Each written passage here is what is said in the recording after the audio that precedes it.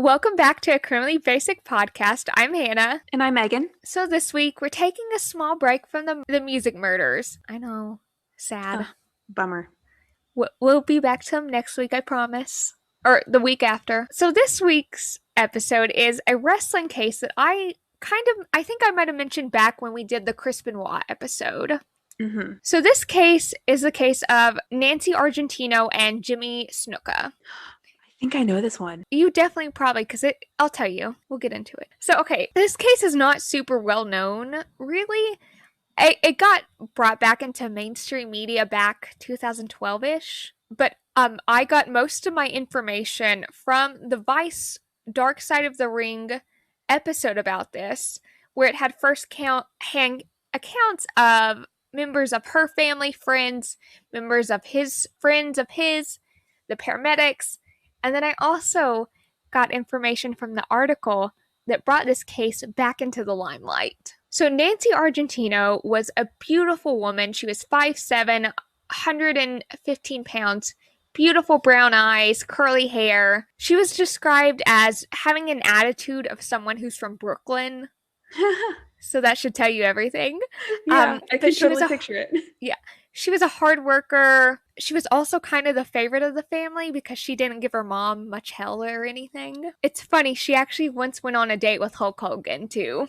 Oh, did she really? That's funny. Yes. So Nancy had started going to wrestling events with her friend, whose boyfriend/husband, Johnny Rodriguez, or Johnny Rods, was a wrestler at. And so that is how she actually met Jimmy. So if you guys don't know who Jimmy Snuka is, his nickname was Superfly. He's actually a part of the Samoan wrestling family, which produced a lot of amazing wrestlers, including Mr. Dwayne "The Rock" Johnson himself.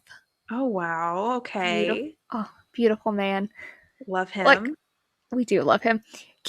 Listen, this whole family is gorgeous. They're all professional wrestlers. It's a lot more complicated than some of the wrestling families. Keep in mind, disclaimer, Jimmy Superfly Snuka is an amazing wrestler. He had an amazing career.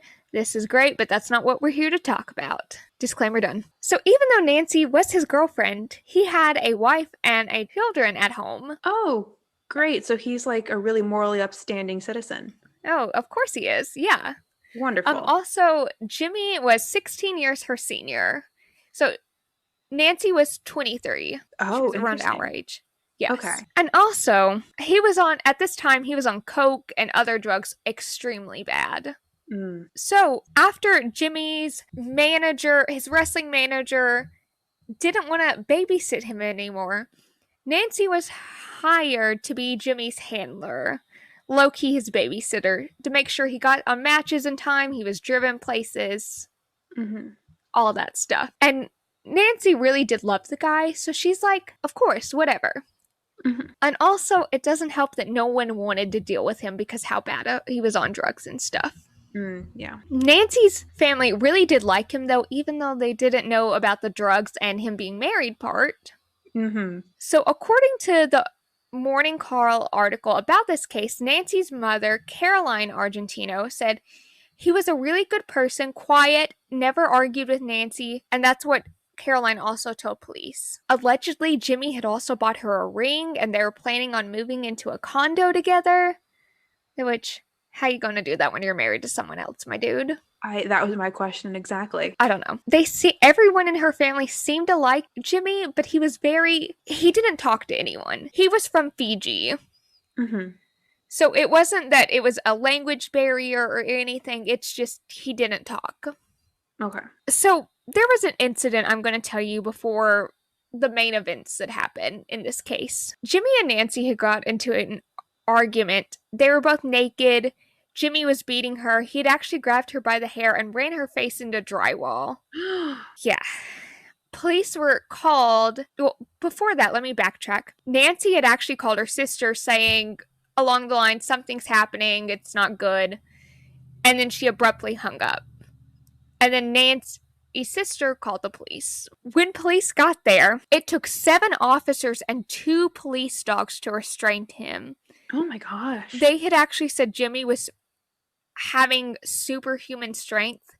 And keep in mind, Jimmy was a big guy. He was 6 foot, 250 pounds. So he was a big guy, but like it was more strength than someone of that caliber. Mm-hmm. They would actually arrest him that night, and he was booked and paid I think, $10,000 to Ronald McDonald House. And Nancy wrote a letter to the judge asking for the charges to be dropped and that Jimmy had never physically hurt her.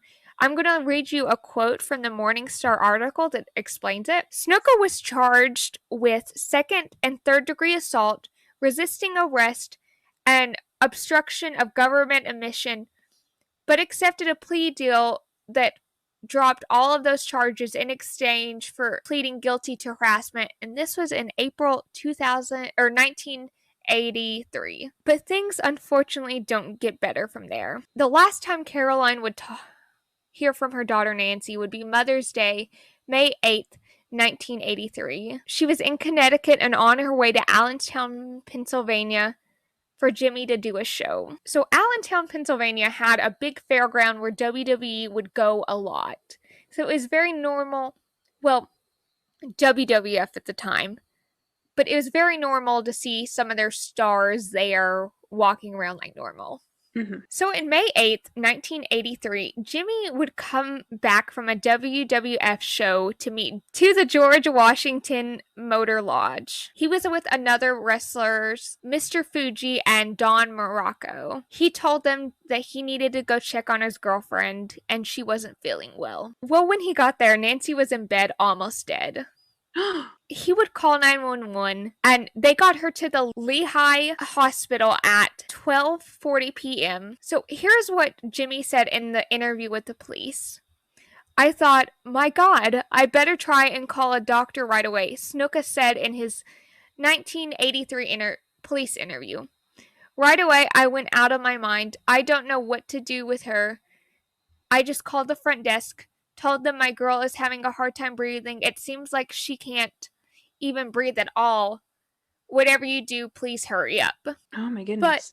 at 9:50 a.m., she was pronounced dead. It's alleged in the Morning Call article that he told 5 different people that he had pushed her, she had fell and hit her head. And he would also tell people that they were just wrestling and it got too rough, though he claims people misunderstood him. So, this is where things get a little wishy-washy. So when Jimmy told police and his friends what had happened, they were all a little bit different stories. And after the first interview, he changed his story. Well, the official interview, the story he gave was they were on their way to the hotel. They had stopped on the main side of a road so Nancy could go pee. She had fell and hit her head on the side of the road. He had got her up, took her back to the hotel, checked on her. She had had a knot and then it began to swell, but he let her sleep. She seemed a little drowsy that day, went to go do his show, came back. She was almost dead. Okay. Though, something funny I found out was that in Dark Side of the Ring, Sam Fatu, who was a professional wrestler who also drove in the car with him, said that they had never actually stopped at all. All right. No. Police had actually got a call from Vince McMahon giving him the schedule of Snuka and telling police that he would cooperate fully. And if you don't know who Vince McMahon is, he is the owner of, at the time was World Wrestling Federation, but now is the WWE. So, something that was odd about Nancy's funeral, it was a traditional Italian funeral at the time. That's not the weird part, just putting that out there. So Nancy's sister described the traditional funeral as it would be 3 days of her being out and then a big mass. Well, Jimmy came to one of those days. He was basically being led around by his manager, Buddy Rogers, and he wasn't in traditional funeral clothes. Megan, what do you think traditional funeral clothes entails? Well, I think it varies from person to person and, from culture to culture. But Yeah. at least here in the United States, it's darker clothing, not necessarily black. Black is common, but dark, kind of muted, really nice clothing. Yes. I don't know if necessarily suit and tie is the But is common for men, but like dress pants and like a button-up shirt, tie, stuff like that. but longer pants, longer shirt, something. Yeah, long mm, pants, long sleeve shirt, very, modest and Yeah. respectful. Well, what Jimmy came in was sandals, short shorts, and a tank top. Nah, buddy, that's not it. Nah. He actually had to be pulled off of Nancy's coffin by her stepfather, but he was crying over her casket and touching her face and stuff. And he said how bad Nancy looked. What? Yeah, Dude. the Undertaker, not the professional wrestler. Let's get that out there. Not the actual Undertaker, like that person. Mhm. Actually said he had to put so much work in because how bad she looked. He alleged that she had marks all over her neck, cuts, abrasions, bruises all over her body. Gee. Nancy's family actually won a civil suit against Jimmy Snuka by default because he didn't show up to the hearing. In the suit, they said Jimmy did cause her death by neglect because he let her sleep after a head injury and didn't take care of her. Though he didn't pay a dime of that because he claimed bankruptcy. Mm. Yeah. So this case set cold for about 30 years until 2011, when an article by the Morning Call brought this story back to a forefront. They were doing an article about the 30-year-old unsolved murder of Nancy. It had been notoriously hard to get information from the case because the police had labeled it as an ongoing investigation. But 2 weeks after it originally had happened, they hadn't done anything investigation-wise. Mm. But they kept the records open anyways. Mm-hmm. When they were going to originally do this story, they couldn't find anything, but they found the civil suit. And in that suit, that is where they found the autopsy and information that had technically been hard to get before. Mm-hmm. That in that report, it had a letter from the coroner saying this needed to be investigated as a homicide. Yeah. I'm But surprised that they this, didn't investigate it as a homicide initially. we're getting there. They said she had been black and blue marks on her. The coroner even said it looked like mate abuse. Mate abuse. So domestic violence. Mm-hmm. Her injury, they said her injuries was of a moving head striking a stationary object and not of someone who simply fell. Okay. So legit, nothing happened for 50 years, or not 50, 30 years, and they had every information they could to solve this case. Yeah, it sounds like it. Yeah. Another thing that was kind of sketch. So, in December, while they were writing this article, in December 2012, Jimmy released his autobiography. Oh no. He said some things in it that really upset Nancy's family, and it might actually give a clue as to what happened as well. So basically, what it said was Nancy had ruined his life. Yeah. I think you ruined her life, dude. Yeah, well, she's dead, and yeah. And this is all alleged in Jimmy's book, so I'm not saying how true or anything this is, what I'm about to say next. In the book, Jimmy says 2 weeks after the events happened, he had a meeting with the police and Vince McMahon. Vince is said to, in the book, come in with quite a large briefcase, but is not alleged whether he left with it or not. There's also another allegation that Nancy's mom actually got called by WWF/WWE producers and tried to offer her $25,000 to stay quiet. Mm. She, of course, said screw that, and that's all alleged. We don't know how true this is. Could be totally false, but that's what is said in my two sources. She said her kid's life is worth more than $25,000 and hung up on them. Fair. It's also alleged that Caroline, who is Jimmy's now widow, said that Jimmy would sign anything that Vince gave to him Mm. because he could speak English, but he couldn't read or write in English. And that's all alleged from Jimmy's widow, Caroline. After tremendous public pressure, the district attorney decided to reopen the case, and that was in 2014. So, in front of a grand jury, they decided to press charges. So, on September 1st, 2015, they arrested Jimmy Snuka, who was 72 at the time, with third-degree murder and involuntary manslaughter. Though, after they took evaluation of his health, he had just been diagnosed with stomach cancer a month before, and they believed he had had Alzheimer's because he was not in the right frame of mind. They dismissed the charges. His wife, now widow at the time, said he didn't even know what was going on or what was happening. That's so frustrating. Yeah.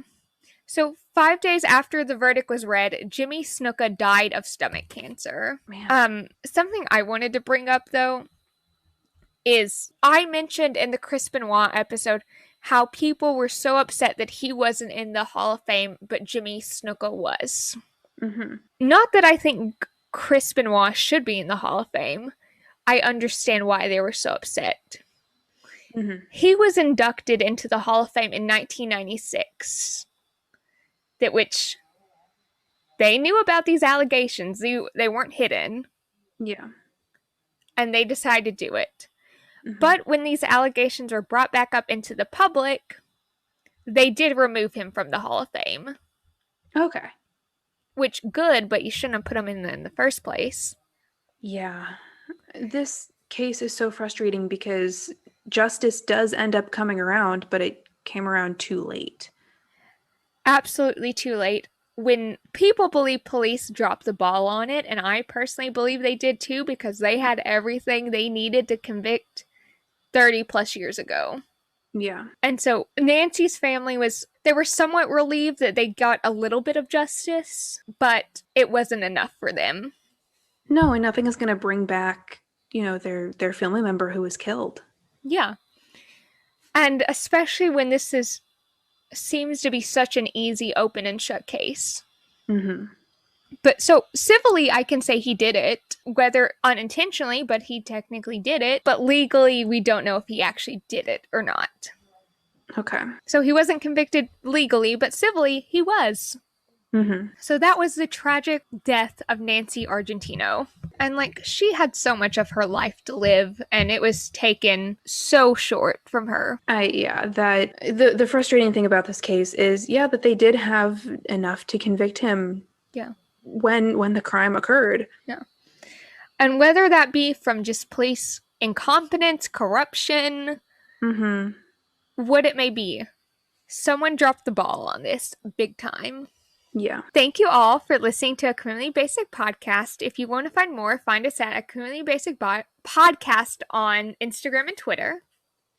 And you can check out our sources as well as photos on our website, www.acriminallybasicpodcast.podbean.com.